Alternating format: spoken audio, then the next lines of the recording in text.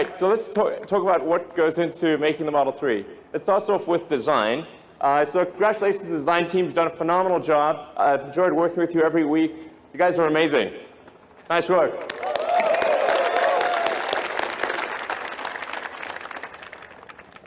So there are many elements of the design. It's difficult to actually say exactly what makes it good, but except to say that we agonize over every curve, over every detail, every corner, every element of the interior, the exterior, including things that people probably won't even notice. We care about every part of it.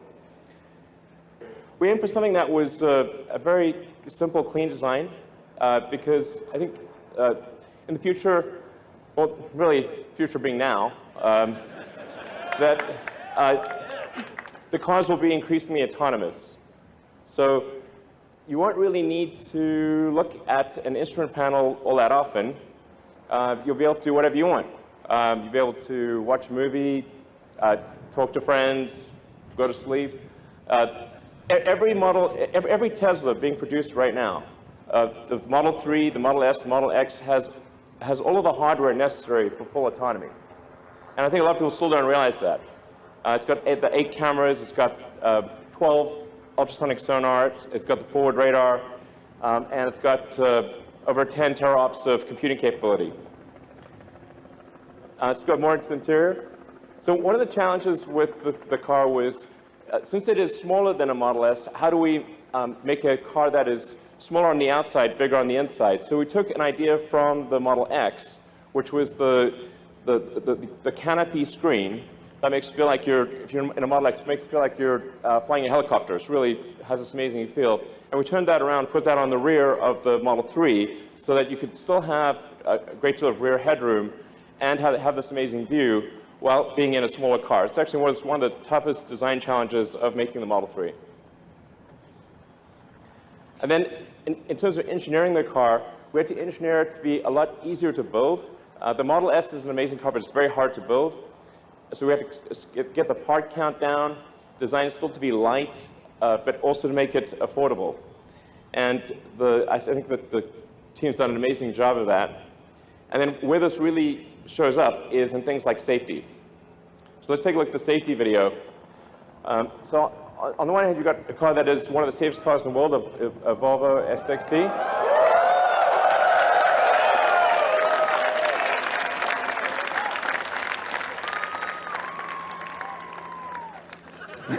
Yeah. So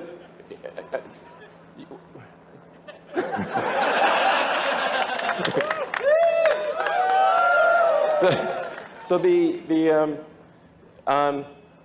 are a lot of cars that say they are 5-star, and they are sort of 5-star. That's not a scientific metric, but even though they are something like the Volvo, great car, by normal standards, very safe. The Volvo is arguably the second safest car in the world. But I think it is obvious which car you would prefer to be in an accident. So the first and foremost for the engineering of the car was safety. Then, in terms of production, the thing that's going to be the major challenge for us over the next 6 to 9 months is how do we build a huge number of cars? And frankly, we're going to be in production hell. Welcome. Welcome to production hell. That's going to be where we are for at least 6 months, maybe longer. But you guys know that you're veterans. I've been through this. So I look forward to working alongside you, journeying through hell. And as the saying goes, if you're going through hell, keep going. Just to give you a sense of the size of the factory, we've got our Fremont car factory, where we are right now, is the second largest footprint building in the world. And that's going to ultimately produce 500,000 Model 3s and about 100,000 combined S and X vehicles, and maybe more if we can do it. But it just gives you, I want to give you a sense of the scale and how much has to go right. So then a frequent question I get asked, I noticed it popping up on Twitter quite a lot. Where is my Model 3? Sometimes not phrased quite as nicely as that. Well, we're building the cars as fast as we can. We're going to drive this ramp as hard as we possibly can. I have here a chart. So if you had trouble falling asleep, then this chart might help you. The point is to give you a sense of how manufacturing actually works. There are 10,000 unique parts in a Model 3, and these are coming from all over the world. About 2/3 come from North America, and about 1/3 from the rest of the world. But as you can see with this chart, which looks like we're being shot with ICBMs, I think that is the ICBM chart, actually. Save us, exactly. Well, we need Missile Command.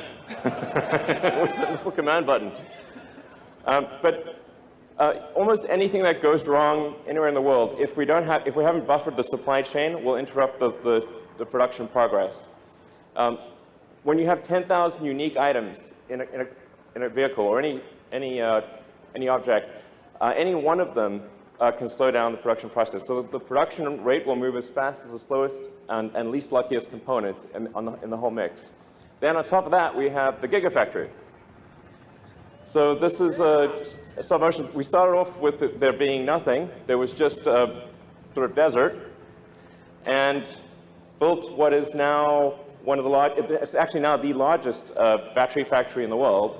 And when it's done, will produce more lithium-ion batteries than the rest of global production combined for one building. So, yeah. So, in fact, let's go to the Gigafactory live, see if we can connect to them. Hey guys. We have a whole bunch of people in Nevada that are helping make the battery pack, and the motor, the powertrain, and so we've got giant factory making battery packs and powertrains, giant factory making cars, and giant supply chain, and so all of those have to work together in cadence in order to get to our initial target of 5,000 cars a week, and then hopefully by the end of next year towards 10,000 cars a week. And then you're probably wondering, okay, will I be able to charge my car? Well, this is like probably the second most common question I get on Twitter, like, the supercharger is full, what is wrong with you? Why are you such a huge idiot?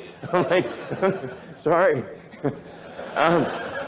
Okay, we are tripling the number, by the end of next year, there will be 3 times as many superchargers as there are today. So that should really help out a lot. Essentially, you'll be able to go almost anywhere in North America, Europe, Asia, Australia, and many parts of Asia and the Gulf area by the end of next year. Eventually, you'll be able to go anywhere on Earth. Woo! Yeah. So, thank you. And actually, technically, you can go anywhere on Earth, because anywhere on Earth where there's electricity, you can charge your car. So the supercharger is just about being able to charge a car really fast. Okay, so let's talk about the specs for the Model 3. There are 2 main variants. There's the standard and the long range. The standard, well, is going to be $35,000 for a 220-mile range. It's going to be a fast car. So the acceleration will still be well under 6 seconds, 130 mile an hour top speed. And then you can also get the long-range one, which will have a range of 310 miles. Yeah.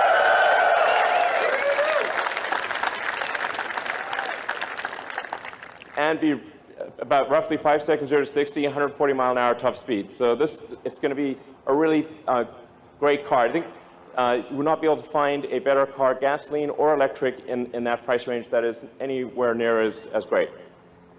All right.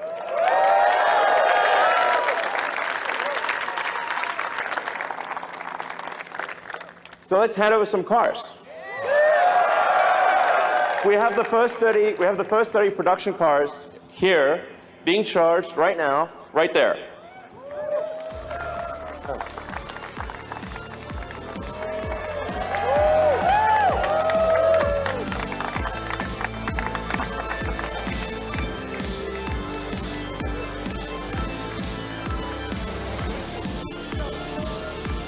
Hey guys.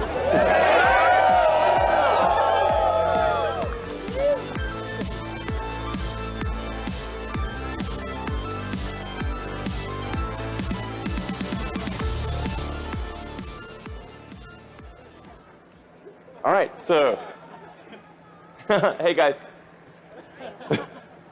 Those are actual owners getting actual production cars. Woo! Hey.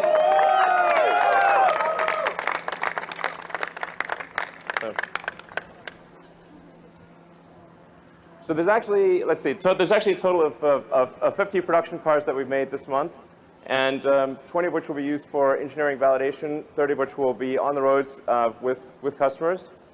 And I want to just say to those that have lined up to buy a Model 3 and that in some cases spent days outside of our stores to be first on the list, I just want you to know that really matters to us.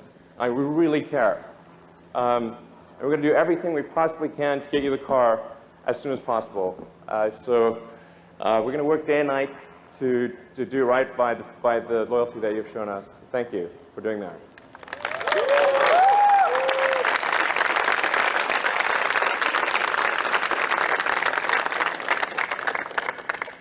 And then just a reminder, we've got now 3 cars in production.